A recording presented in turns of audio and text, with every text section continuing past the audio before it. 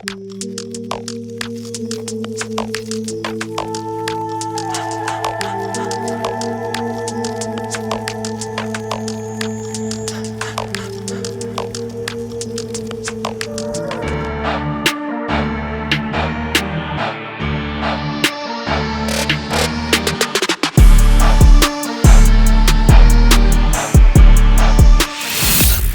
की राजनीति में एक बड़ा धमाका होने वाला है, जिसके केंद्र बिंदु में योगी आदित्यनाथ हैं। उत्तर प्रदेश से लेकर दिल्ली तक इस वक्त सत्ता के गलियारों में जो राजनीतिक हलचल मची है, वो किसी बड़े भूचाल से कम नहीं है। देश की राजधानी इस वक्त किसी ज्वालामुखी की तरह उबल रही है। राजनीतिक गलियारों से आ रही खबरें इशारा कर रही हैं कि भारतीय जनता पार्टी के भीतर इस वक्त एक ऐसी संगठनात्मक सुनामी चल रही है जो आने वाले समय में देश की सियासत का रुख पूरी तरीके से बदल देगी। एक तरफ दिल्ली में रक्षा मंत्री राजनाथ सिंह को लेकर बड़े कयास लगाए जा रहे हैं, तो दूसरी तरफ बीजेपी के राष्ट्रीय अध्यक्ष नितिन नवीन खुद लखनऊ की धरती पर उतर चुके हैं और इन तमाम सियासी गोटियों के केंद्र बिंदु में उत्तर प्रदेश के मुख्यमंत्री योगी आदित्यनाथ और वरिष्ठ नेता रक्षा मंत्री राजनाथ सिंह बने हुए हैं। बीजेपी के राष्ट्रीय अध्यक्ष नितिन नवीन का लखनऊ आगमन कोई सामान्य शिष्टाचार नहीं है, बल्कि एक गहरी सियासी रणनीति का हिस्सा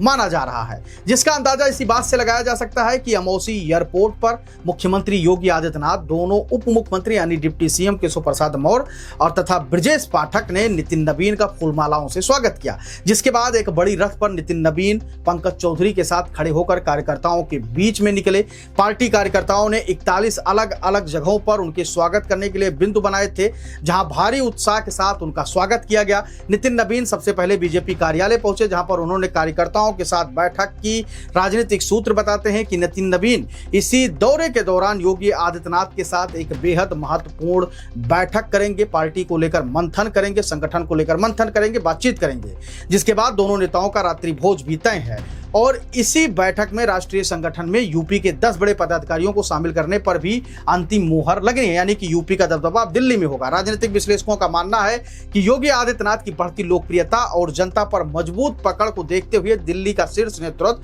संगठन को अपने मुताबिक ढालने में लगा है, जिसमें पंकज चौधरी जैसे नेताओं की बढ़ती सक्रियता, नितिन नवीन का यह दौरा भी इसी कड़ी का हिस्सा माना जा रहा है। इस पूरे घटनाक्रम में सबसे चौंकाने वाली खबर देश के दिग्गज नेता राजनाथ सिंह को लेकर आ रही है, क्योंकि सूत्रों की माने तो शीर्ष नेतृत्व उन्हें 2027 में देश के सर्वोच्च संवैधानिक पद यानी राष्ट्रपति पद के लिए नामांकित करने का विचार कर रही है। पहली नजर में यह देश का सर्वोच्च पद सम्मान के तौर पर दिखाई देता है, लेकिन राजनीति के जानकार इसे सक्रिय राजनीति का अंतिम पड़ाव मानते हैं, क्योंकि गृह मंत्री, रक्षा मंत्री या प्रधानमंत्री जैसे पदों पर रहते हुए नेताओं के पास सरकार चलाने की जो खुली छूट और शक्ति होती है, वह राष्ट्रपति बनते ही एक संवैधानिक दायरे में सिमट जाती है और इस पद पर बैठते ही पक्ष तथा विपक्ष के बीच एक समान दूरी की जो लक्ष्मण रेखा खींची जाती है, वो खींच जाती है और सब बराबर हो जाते हैं। इस रणनीति के पीछे मुख्य रूप से 2 बड़े कारण बताए जा रहे हैं, जिसमें पहला कारण हालिया घटनाओं में सामान्य जातियों में उपजी नाराजगी को दूर करने के लिए द्रौपदी मुर्मू के बाद राजनाथ सिंह के रूप में एक बड़ा सवर्ण चेहरा यानी सामान्य जाति का नेता चेहरा देश के सर्वोच्च पद पर बैठाकर बड़ा संदेश देना है। वहीं दूसरा कारण राजनाथ सिंह द्वारा हाल ही के दिनों में योगी आदित्यनाथ की बार बार खुलकर की गई तारीफ दिल्ली के कुछ गुटों में उपजी असहजता को शांत करना माना जा रहा है। एक तरफ जहां कुछ बड़े नेताओं को सरकार में संगठन या संवैधानिक पदों पर भेजने की तैयारी है, वहीं दूसरी तरफ केंद्रीय गृह मंत्री अमित शाह का प्रभाव बीजेपी में मोदी के बाद सबसे मजबूत होने की राह पर है और तमाम मुख्य धारा के अखबारों तथा सूत्र का दावा है कि अमित शाह को देश का डिप्टी पीएम यानी उप प्रधानमंत्री बनाया जा सकता है। अगर ऐसा होता है तो अमित शाह प्रधानमंत्री की कुर्सी से महज एक कदम की दूरी पर होंगे और वह लगातार देश भर के संगठनात्मक ढांचे में अपने करीबियों को फिट करके अपनी पकड़ को बेहद मजबूत कर रहे हैं। पीएम नरेंद्र मोदी के बाद बीजेपी का चेहरा कौन होगा, इसे लेकर देश की जनता की पसंद में अमित शाह को 29%, योगी आदित्यनाथ को 28% लोगों का समर्थन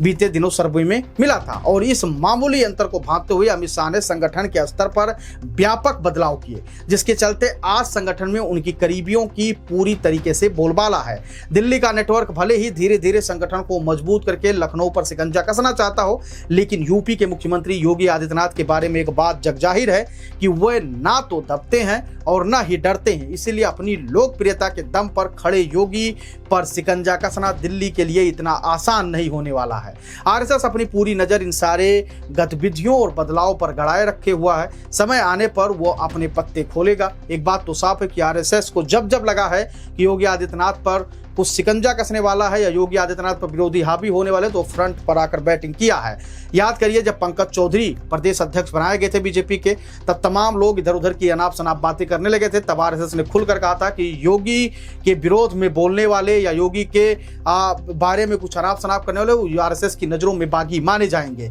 यानी कि आरएसएस ने साफ तौर पर कह दिया था कि योगी बड़े चेहरे हैं, हिंदुत्व के सबसे बड़े चेहरे बीजेपी में योगी आदित्यनाथ हैं, और जिस तरीके से योगी आदित्यनाथ राम मंदिर वाले मामले पर खुलकर बैटिंग कर रहे हैं, आरएसएस उससे काफी खुश है। आप अपनी राय हमें कमेंट सेक्शन में जरूर दीजिएगा और बताइएगा कि जिस प्रकार से राजनाथ को राष्ट्रपति बनाने की बात कही जा रही है, अमित शाह को डिप्टी पीएम बनाने की बात कही जा रही है, उसको लेकर आप क्या कुछ सोचते हैं? आपको क्या लगता है कि अमित शाह इसी तरीके से संगठन में मजबूत होते रहे तो क्या योगी आदित्यनाथ पीएम बन पाएंगे या नहीं बन पाएंगे? आप अपनी राय हमें कमेंट सेक्शन में जरूर दीजिएगा, क्योंकि आपकी राय हमारे लिए बेहद महत्वपूर्ण होती है। धन्यवाद।